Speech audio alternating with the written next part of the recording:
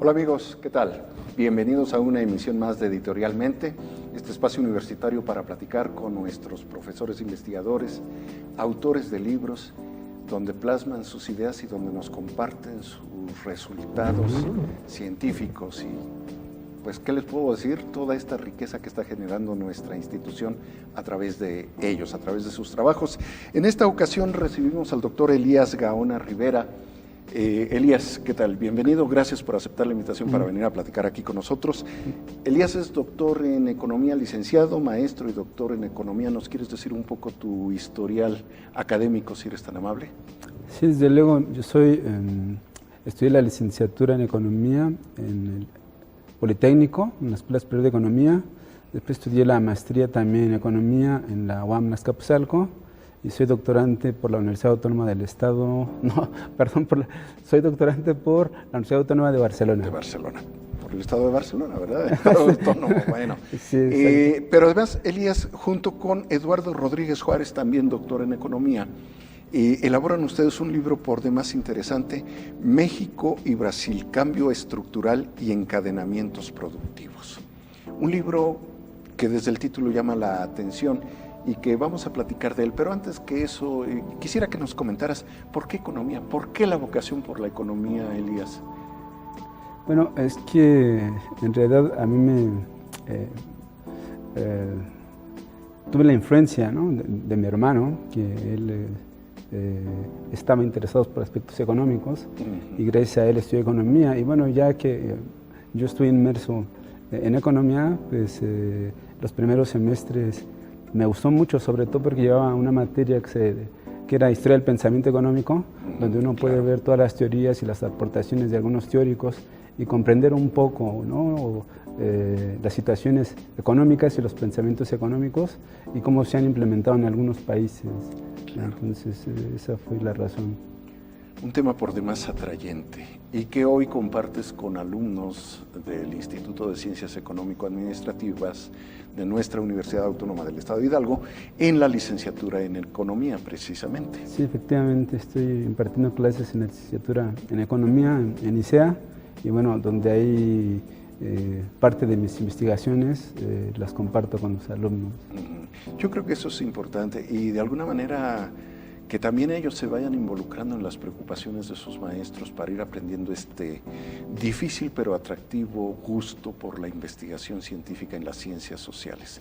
Definitivamente me parece importante formar economistas y buenos economistas, porque este país, esta entidad los requieren, pero con urgencia precisamente, y mucho de eso ustedes, tanto Eduardo como tú, Elías, nos lo están advirtiendo en este estudio comparativo entre México y Brasil, dos países latinoamericanos, uno en la parte norte, México, uno en la parte sur, Brasil, pero que tienen puntos muy comunes que la novelística nos lo advierte y desde luego las ciencias sociales.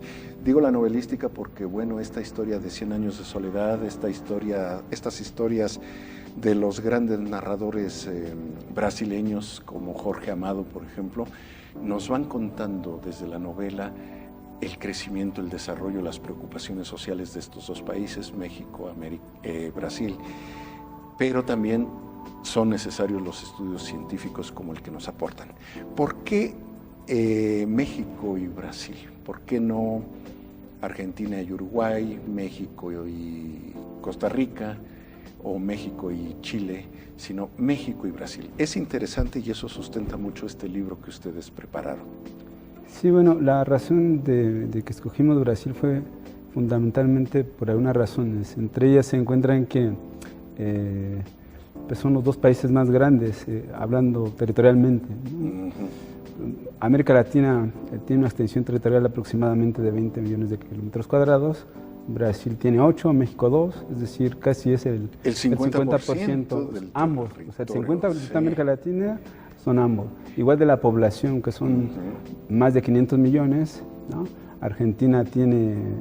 Brasil tiene más de 200 millones, México tiene más de 100, entonces igual en población los dos países rebasan el 50%. Rebasan el 50%, efectivamente.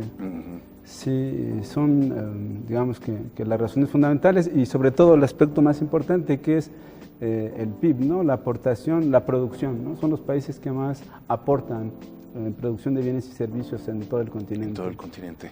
También creo que es interesante países con extremas desigualdades étnicas, sociales y de riqueza. Sí, desde luego ese es otro aspecto que decidimos, es decir, aparte de que se parecen en esto, no que se parecen, sino más bien son un peso fundamental, sí. Una afinidad, es que hay desigualdades sociales, ¿no? Son los países con una cantidad ingente de pobres, ¿no? Donde hay mayores desigualdades económicas.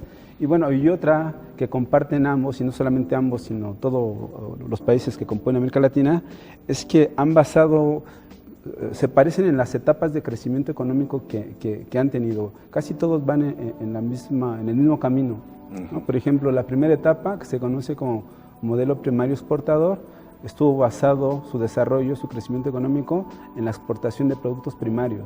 Sí. Por ejemplo, en el caso de Brasil tenemos el café, ¿no? Que fue muy importante el café en sus inicios y que dio origen al crecimiento de algunas ciudades como Sao Paulo, ¿no? Sí, por ejemplo, en el caso de México, pues fue la plata, ¿no? La plata. Entonces, eso fue el primero, eran bienes, ¿no?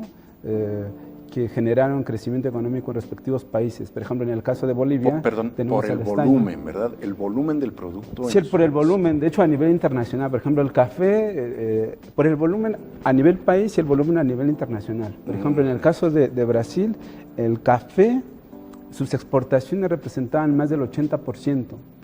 En el caso de México, la plata casi el 100%, ¿no? Sí. Ahora, aquí te quiero hacer una pregunta para mejor comprensión de este fenómeno económico. ¿Cuál es la diferencia entre exportar un producto casi en su estado primitivo, la plata recién sacada, apenas en lingotes, el café recién cosechado, en bolsas de 50 kilos, el plátano, el jitomate? ¿Cuál es la diferencia entre mandar un producto con poco trabajo acumulado y mandar un producto ya con un trabajo agregado? Me refiero a la plata ya como como joyas, por ejemplo, o sustancias para la fotografía cuando estuvo en auge, o el café ya envasado, o el jitomate en forma de latas, no sé. Pero el caso es, ¿cuál es la diferencia entre un producto básico y un producto elaborado? O la diferencia... económicamente. Sí, claro. La diferencia estriba en que los los productos que son en bruto, ¿no? Como materias primas o fruta que no tienen un proceso elaborado, o su proceso, atrás de ese proceso hay escasos conocimientos, escasa tecnología, ¿no? Mientras productos manufacturados más elaborados requieren más conocimientos, más tecnología. Más mano de obra.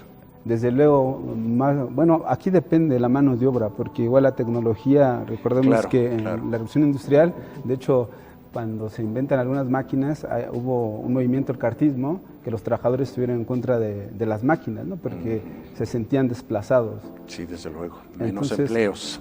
Ajá, entonces yo creo que hay más empleos, bueno, más, lo que pasa es que ha habido avances y realmente lo que se dan cuenta es que países que tienen más cuestiones tecnológicos, sus trabajadores se ven desplazados, pero no quedan sin empleo, sino se van a otro sector, el terciario, y eso se ha visto, ¿no? De hecho, la actividad más importante de ambos países es el sector servicios, y casi nadie ha puesto atención en ese foco. Es decir, porque el PIB, la producción, podemos dividirlo en tres, ¿no? Sector primario o sector agrícola, agropecuario, sector secundario, que es el manufacturero, y el sector servicios. Y de los dos países, el aporte más importante es el sector servicios. ¿Y a qué me refiero con sector servicios? A transporte, ¿no? A telecomunicaciones, ¿no? Administración pública. Sí, administración pública, de hecho, o algunos oficios, ¿no? Independientes que realizan las personas, como los médicos, los maestros, ¿sí?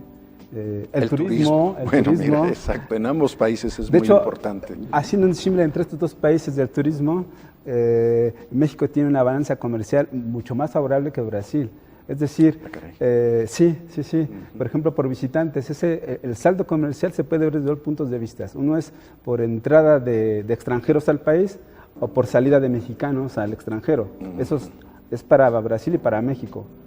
Y por ejemplo, México le gana a Brasil, ¿no? Visitantes, hace algunos años, a México eran 20 millones y de Brasil eran mucho menos, ¿no? Entonces, y México, digamos, todas las balanzas tienen un saldo comercial negativo o positivo, es decir, favorable o desfavorable. Y en las balanzas que tiene México, por ejemplo, en el comercio, siempre la balanza comercial de México ha sido deficitaria. Es decir, importamos más de lo que exportamos. En el caso del turismo, no. En el caso del turismo tenemos más turistas de los que salen. Y eso es por un lado en visitantes. Otra es en cuestión de lo que gasta la gente, es decir, los mexicanos cuánto gastan y cuánto ingresan. Y también tenemos un saldo positivo. En turismo. En turismo. Por ejemplo, Brasil le quiere hacer la competencia a México, ¿no? En desarrollar nuevos centros turísticos. ¿Por qué? Porque la población que va a Brasil es mucho menor que la que va a México. De hecho, actualmente México se está posicionando, está dentro de los 10 primeros lugares en receptores de turismo y qué bien. A nivel internacional. Y también en el PIB, ¿no? Que están aportando una cantidad considerable. Interesante porque además haces un comentario que aunque no es la esencia del libro, sí es interesante para la economía de un país como el nuestro. En el sector servicios, la industria sin chimeneas, el turismo, que además tenemos mucho por explotar, tanto en el país como en el Estado. Estamos desaprovechando riquezas de turismo cultural y de otra naturaleza en nuestra entidad. Así es. Quisiera retomar otra vez el punto de la diferencia, ¿no? De qué diferencia hay entre productos, digamos, con poco proceso industrial o con poca tecnología y con productos más elaborados, ¿no? Claro. Porque hay una teoría que elaboró un argentino en 1948, su nombre es Raúl Prebisch, ¿no? La teoría cepalina. Y bueno, en economía se quiere ver, hay análisis, ¿no? De por qué unos países crecen más que otros. Y eso lo podemos ver, por ejemplo, en el siglo XVIII, la diferencia, más bien la desigualdad que había entre México y Estados Unidos era poca, ¿no? Y ahorita se está agrandando. La razón es por qué se está agrandando. Por ejemplo, en el caso de Argentina, Argentina era el país europeo en América por su PIB, ¿no? Su nivel de vida era muy alto, no obstante, Argentina se ha rezagado. Entonces, ha habido varias teorías que tratan de explicar por qué unos países crecen más que otros.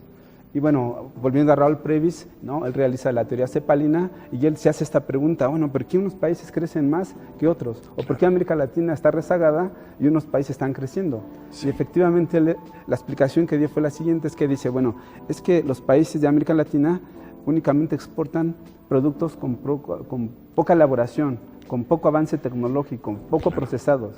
Mientras los países desarrollados, ellos producen productos con alta tecnología, con mayor valor agregado, ¿no? Y desde luego pues, tienen mucho mayor valor. Y mayor margen de ganancia. Exactamente. De exportación y de ganancia. Sí, entonces dijeron, la política que tiene que adoptar México es cambiarla. Si antes producía productos de poca elaboración tecnológica o productos primarios, ¿no? Hay que industrializar el país. Claro. Y es cuando México y toda América Latina adoptan el modelo que se conoce como modelo ISI, que es industrialización a través de la sustitución de importaciones. Aunque bueno, esa es la teoría cepalina que es en 1948. Empíricamente ya la habían hecho países antes, es decir, luego son dos cosas contrarias, ¿no? En la práctica surge algo y luego surge la teoría. Y la teoría otra. Yo creo que esto es lo interesante y es la esencia de este libro. Mucho de esto tiene que ver con ello. Vamos a ir a un breve corte, Elías, y regresamos para que nos comentes justamente lo interesante de esta confrontación en dos modelos de desarrollo con repercusiones absolutamente contrarias. Vamos a regresar enseguida después de un breve corte.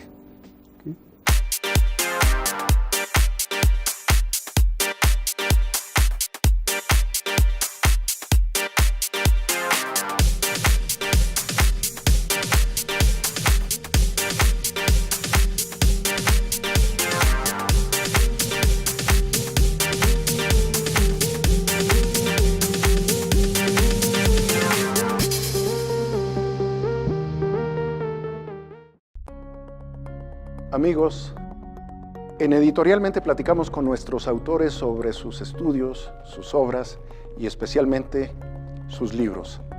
Síganos todos los martes al mediodía por Garza TV, el canal de los universitarios. Los esperamos.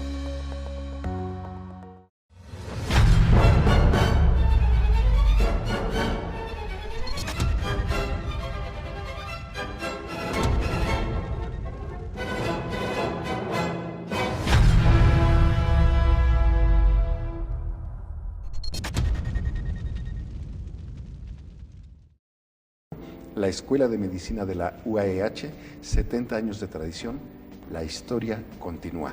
En esta ocasión tenemos como invitada a Mercedes Alanís. Mercedes, bienvenida.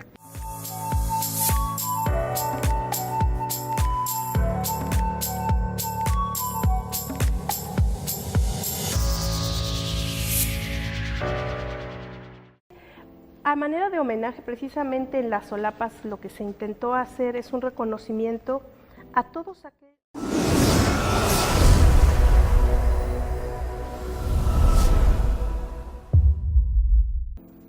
Pues aquí regresamos para seguir platicando con Elías Gaona Rivera, doctor en economía, sobre un interesantísimo libro, México y Brasil, Cambio Estructural y Encadenamientos Productivos. Nos estabas platicando entonces todo este asunto de las teorías, la explicación de por qué unos países se desarrollan con mayor seguridad y mejores elementos que otros. Y en este caso, bueno, tú nos confrontas México y Brasil, que precisamente cuando adoptan México en 1980, Brasil en 1991, adoptan modelos para incrementar primero la sustitución de importaciones, comprarle menos al extranjero, pero también el aumento de las exportaciones, vender más al extranjero. Y sin embargo, los resultados son absolutamente distintos y en este aspecto, en este renglón económico, pues no estamos compitiendo con Brasil, pero en la confrontación, en el estudio de economía comparada, sí vemos que los resultados no han sido tan favorables como esperábamos. ¿Por qué razón? ¿Por qué razón en este interesantísimo estudio que Eduardo Rodríguez y tú, Elías Gaona, nos presentan y nos ponen en este interesante libro? Sí, la cuestión es cuando ambos países adoptaron el modelo ISI, en los primeros años, ISI ISI son las siglas del modelo de industrialización a través de la sustitución de importaciones. Es decir, que produzcamos los bienes de capital, las maquinarias, etcétera, y otra serie de elementos aquí. Esa es la idea. Sí, bueno, debemos aclarar algo, ¿no? Primero hay que ver las importaciones, ¿no?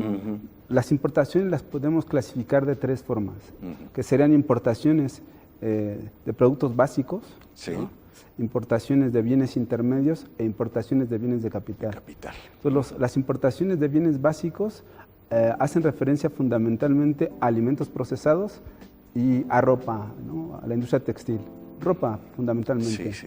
Es decir, que requieren precisamente poca tecnología, pocos conocimientos. Entonces, el país o los países iban a caminar en una senda de pasar de bienes con poca elaboración tecnológica o poco procesados hasta producir bienes de capital, es decir, máquinas y equipos. Entonces, volviendo, ¿no?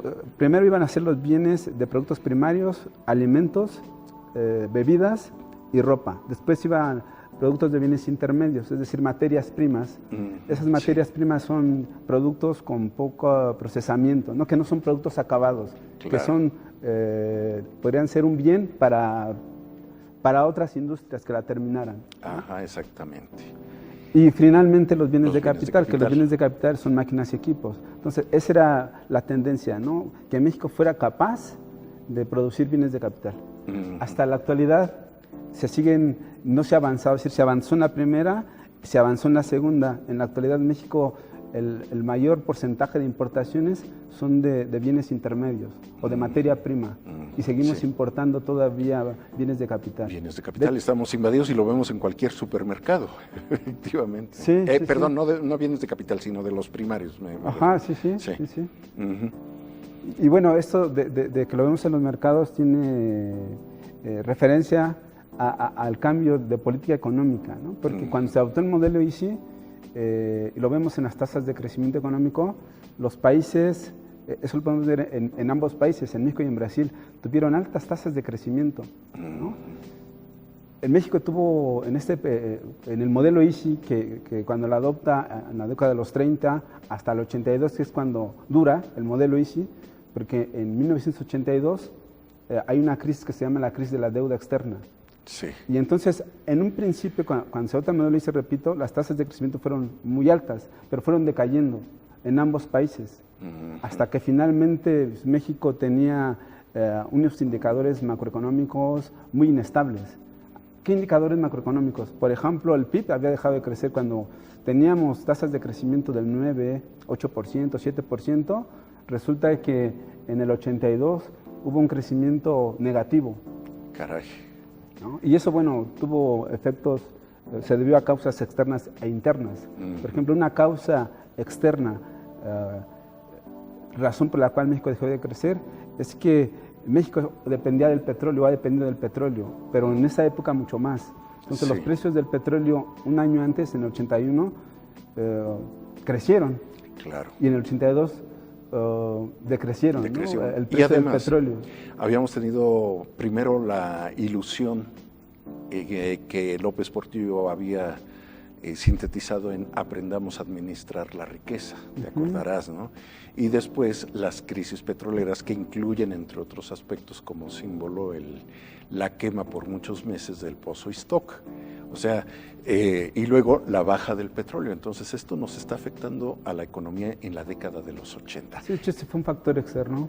Un factor externo. Otro fue la deuda externa, ¿no? La deuda externa en México, la deuda externa siempre ha existido. Desde que México fue independiente, con Iturbide empezó la deuda. Sí. Y digamos, era una deuda manejable.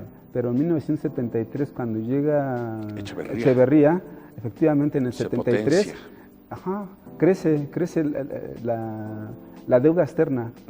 Cuando llega López Portillo, crece mucho más, sobre todo porque se requerían préstamos para explotar los yacimientos petroleros. Así es. Una idea que se tiene de México, que lo he corroborado, es que siempre piensa la gente que siempre el petróleo fue muy importante para México. Efectivamente, México ha tenido petróleo, pero no era muy explotado. Como no era explotado, tenían pocos recursos. Realmente la dependencia y la explotación del petróleo de México fue en el 79, cuando se descubre el yacimiento Cantarell. Es cuando realmente el petróleo es importante, había que desarrollarlo. México no tenía la infraestructura, no tenía los recursos y era importante endeudarse. Y fue cuando en la época de López Portillo se incrementa la deuda. Claro, entonces aquí tenemos otro, ¿no? Y sobre todo de que en el 82 había que pagar la amortización de la deuda. ¿Qué es la amortización de la deuda? La amortización de la deuda se refiere a que tenía que pagar el capital y los intereses de la deuda. De una deuda multimillonaria. Muy grande. Y de hecho, cuando un país es incapaz de pagar la deuda, se conoce como moratoria. Y eso ha pasado varias ocasiones en México. Y son puntos en contra en el panorama internacional. Efectivamente, entonces, una moratoria que tenemos en la historia de México es la que hizo Benito Juárez. Por eso fue la invasión en Francia. Y la guerra de los pasteles. Que México no tenía dinero para pagar y se declaró en moratoria. Y por eso fue que invadieron los franceses. El segundo fallido imperio. Exactamente. Y ya con López Portillo, igual pasó exactamente lo mismo. Con menores ingresos en la baja del petróleo y con mayor pago, más bien había que pagar el servicio de la deuda, que ya expliqué qué era, pues entonces México se vio imposibilitado, se quedó sin recursos. Sí. Y además esto tiene relación porque en economía están todos los aspectos vinculados, encadenados. Y eso lo relacionamos con el sector externo o con el comercio. Claro. Porque en el comercio, ya había señalado antes, que México siempre ha tenido balanza comercial negativa. Y en esta etapa, pues igual, si uno vemos la balanza comercial, estaba cayendo. Y eso, una medida que tiene el gobierno para subsanar este problema, ¿no?, de la balanza comercial negativa, tiene que jugar con el tipo de cambio, lo tiene que devaluar. Sí. Justamente, y allí ocurre otro fenómeno que desconcertó a la economía nacional. Recuerdo las preocupaciones, recuerdo las angustias que se pasaron. En este sentido, un poco, bueno, para que nos adelantes algunas ideas, Elías. En este sentido, tú comparas dos economías en la que dices, bueno, también se enfatiza la preocupación por producir bienes para exportar, una industria que tienda a la exportación. Y aunque Brasil y Estados Unidos están preocupados por hacerlo, los resultados son absolutamente diferentes. Mientras la exportación, lo comentan ustedes aquí, mientras la exportación en el Brasil está ayudando a que se equilibre un poco más la economía del país, en México ocurre lo contrario, como si fueran dos fenómenos distintos y casi nos convirtiéramos en tierra de paso para las riquezas que generan las exportaciones. ¿Cuál es tu comentario al respecto? Un poco para redondear esta idea y hacerte otra pregunta antes de que se nos agote el tiempo.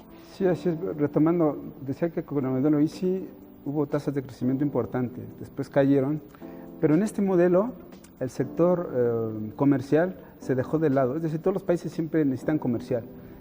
Claro. Tenemos exportaciones e importaciones, siempre las ha habido, pero en este periodo del modelo ICI las exportaciones crecieron muy poco. Creció muy poco porque el país se ocupó de otras situaciones. Entonces, precisamente en esta época de los 80, había unos países que estaban llamando la atención, o más bien que llamaron la atención a todo el mundo, que fueron los tigres asiáticos, Hong Kong, Japón, Singapur. Entonces dijeron, bueno, ¿qué están haciendo estos países? Y lo que se veía es que estos países estaban exportando productos. Y entonces dijeron, no. Vamos a exportar. Exactamente, el camino son las exportaciones. Hay que ver, vemos a estos países, hay que seguirlos. Y entonces cuando México cambia de modelo, deja de un lado el modelo ICI, que una característica era la amplia participación del Estado en la economía, para adoptar el modelo de industrialización. Ahora se llamaba industrialización a través de las exportaciones. El modelo ISO. Ajá, exactamente, ustedes, industrialización basado en las exportaciones de manufactura fundamentalmente. Y por eso es que se cambia, ¿no?, la política económica, el gobierno cambia la política económica, de ser un país netamente participativo, ¿no? Por ejemplo, México era dueño de varias empresas, se van a vender estas empresas, ¿no? Así es, sí. México era una economía cerrada. ¿A qué me refiero con economía cerrada? Que México tenía restricciones al comercio, es decir, había aranceles, una actitud proteccionista. Sí, exactamente. Sí, el modelo ICI se caracteriza por ser proteccionista, es decir, por limitar el comercio. Ajá, sí. Y entonces, ante esta situación, después del 83, el gobierno va a virar de políticas económicas, ¿no? Se va a empezar a abrir el país a otras economías, es decir, se van a eliminar las restricciones, los aranceles. Había otra política económica que eran las licencias a la importación. ¿Qué es una licencia a la importación? Esto es, el gobierno decía, a ver, ¿en qué país, en qué rublos o cuáles son los productos que México o que el país no produce? Esos hay que limitarlos para impulsar al país a que los produzca. Y había una lista, ¿no? Que era una lista de unos productos y estaba prohibido importar. Una importación abierta, indiscriminada. Sí, y en el caso de Brasil se le llamó hasta la lista negra, ¿no?, que eran unos bienes que no se deberían de importar. Y es cuando empieza a trabajarse todo esto del GATT y después el Tratado de Libre Comercio. Lamentablemente se nos acaba el tiempo, pero en medio minuto, ¿por qué recomiendas que la gente lea un libro tan interesante como México y Brasil, Cambio Estructural y Encadenamientos Productivos? Bueno, lo recomiendo porque para conocer la situación económica de los países tenemos que conocer un poco la historia, ¿no? Cómo se ha llegado la historia a una situación económica, además, determinada, ¿no? ¿Cuál es la evolución? ¿Cuáles son los caminos que se han adoptado? Sí, ¿no? sí. Y desde luego, si uno quiere conocer la situación, cómo llegamos, debe de leer el libro México y Brasil, Cambio Estructural y Encadenamientos Productivos. Sí.